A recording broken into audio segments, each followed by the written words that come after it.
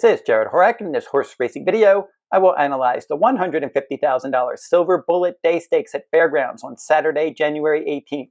This is a Kentucky Oaks 2025 points race, and through the first 11 races on my Road to the Oaks video series, my top choices have 5 wins, 3 runner-up finishes, and a show finish. And I am offering full card analysis for the January 18th program at Fairgrounds, and it will be available in a few days at the runawayhorse.com on my sales page. And I will include extensive analysis and wagering strategies for all 12 races at Fairgrounds on January 18th. So if you are interested in that, go over to the runawayhorse.com on my sales page for more details. The Silverbulletday Stakes is named for a talented Bob Baffert trainee named Silverbulletday.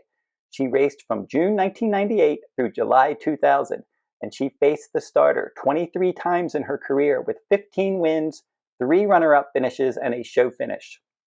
She won 13 graded races, including 5 Grade 1s, the Breeders' Cup Juvenile Fillies, the Ashland, the Kentucky Oaks, the Alabama, and the Gazelle. This race was formerly known as the Tiffany Last Stakes, and it was renamed the Silverbulletday in 2011. Now, Brad Cox saddled the winner of this race the last 2 years. In 2023, it was the Alice Look with Florent Geroux aboard, and in 2024, it was West Omaha with Luis Saez in the irons. And he saddles Chasten and California Sunset this year. Now, Florent Geroux has guided home the winner of this race on 3 occasions, and he rides Chasten from the inside post for trainer Brad Cox. Now we're going to meet the field for the 2025 Silverbulletday Stakes, and I will give out my contenders from last to first. And the Silverbulletday is the 9th race at Fairgrounds on Saturday, January 18th. As I said, $150,000 purse, 3-year-old fillies, 1 mile and 70 yards on the main track.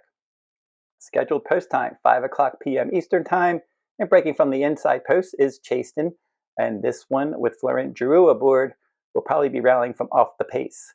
Golden Gamble is number 2, another horse that will be patiently ridden most likely under Brian Hernandez Jr. This is a Kenny McPeek trainee. Simply Joking for trainer Whitworth Beckman, stretching out in distance after winning a stakes race in her career debut. Drexel Hill, another Whitworth Beckman trainee. This one was 5th in the Untappable Stakes, and that was an 8-horse field as well. California Sunset with Joel Rosario, the second Brad Cox trainee here. This one was 3rd in the Untappable, rallying from last that day. Gowells Delight with Kenny McPeek as the trainer. Colby Hernandez is the rider on this one. Won the dirt route debut at Fairgrounds on December 26th. She's a Swede is the next one for Kenny McPeek. Luis Saez is aboard, and this one broke the maiden in a race originally scheduled for the turf at the Fairgrounds on December 29th. And then finally, Bless the Broken. This one for trainer William Walden. Axel Concepcion is going to ride, and this horse finished 7th in the Gazelle Stakes last time out. And now I will give out my contenders from last to first. And the horse that I picked to finish 8th and last will be number 7, She's a Swede, for trainer Kenny McPeek. This is a daughter of American Pharaoh, and she's 1 for 3 lifetime. 3rd sprint debut, she was up the track. 2nd time out, she was in a turf route, and she battled on the pace from post 10, and she weakened to 7th. And then she broke her maiden last time. She added Lasix. Race originally scheduled for the turf. It was only a 5-horse field, and she got out there and she made the lead, and she was challenged in the stretch, but she was able to hold on and win by a half length. Decent effort there, much improved effort from her first 2 starts, but it wasn't off the turf race. It was a short field, and she had Lasix. No Lasix here. She's jumping up to face Stakes Company, and I think that could be a tough assignment for her. The horse I picked to finish 7th is going to be the 8, Bless the Broken, breaking from the outside post in here. She was no threat in the Gazelle Stakes last time, removing blinkers at 31-1 odds in a 10-horse field. She finished 7th, beaten 12 lengths. So she's going to have to run a much better race here. Optional claiming race at Churchill, and it was a route race in November. She was beaten ahead. That was a decent effort. She broke her maiden by 10 lengths in a sprint race at Evangeline Downs at 4.5 furlongs. So for her, she's going to have to go much better in her 2nd stakes start.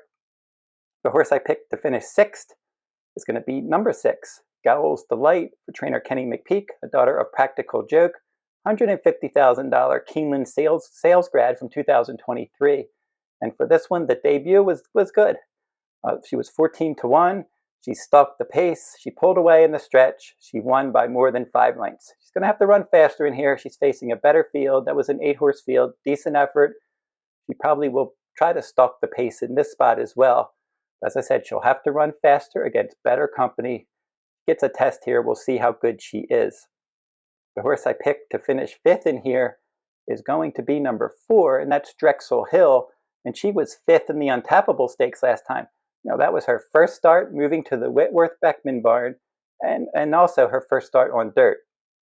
Wasn't bad. She had some traffic trouble. She tried to rally from off the pace. She had post 8 in that 8-horse field.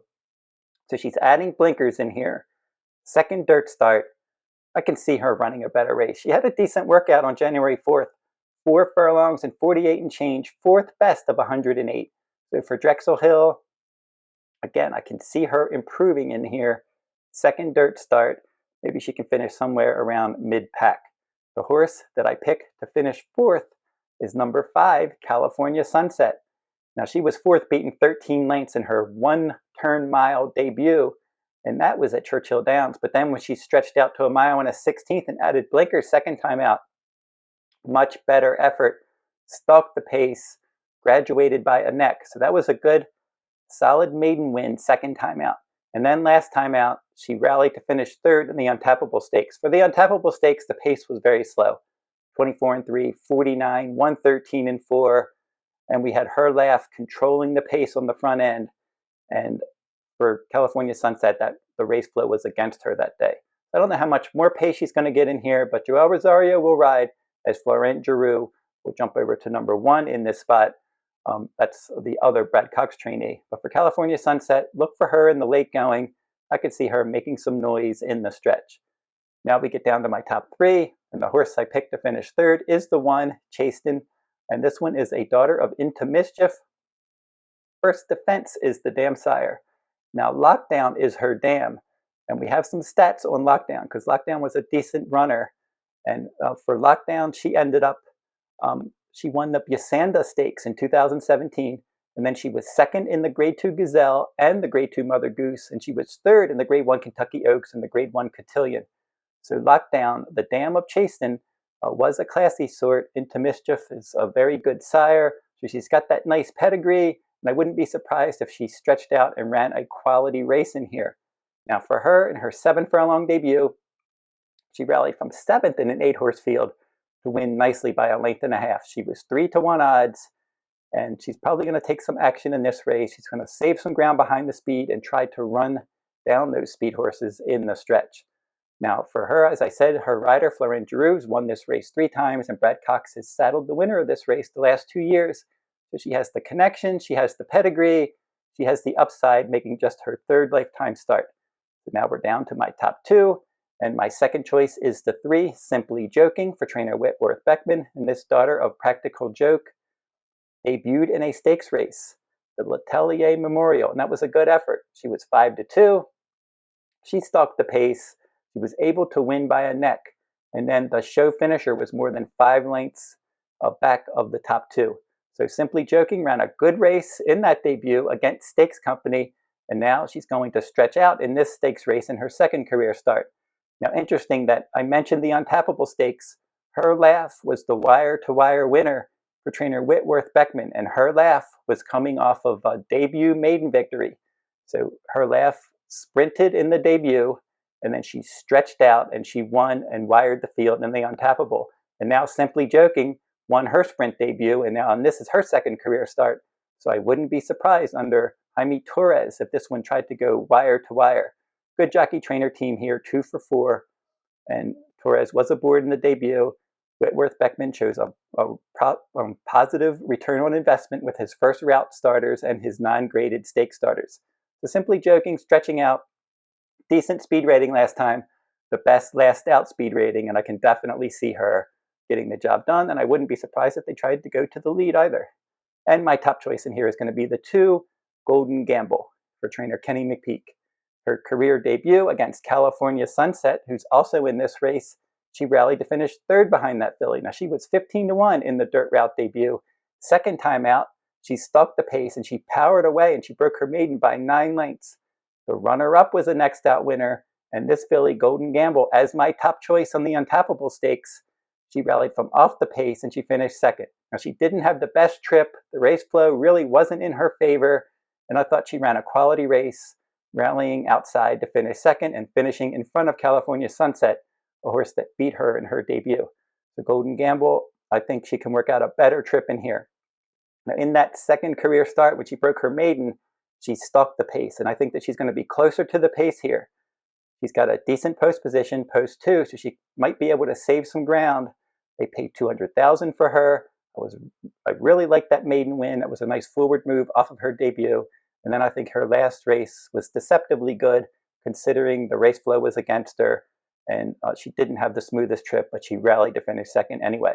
So I think Golden Gamble, with that inner post, can work out a good, at least tactical trip, keeping the leaders in her sights. And then with that long stretch at Fairgrounds, maybe she can catch horses like Simply Joking and get the job done in here. So that is a look at the Silverbulletday Stakes at Fairgrounds. And don't forget to like, subscribe, and comment if you like this horse racing content.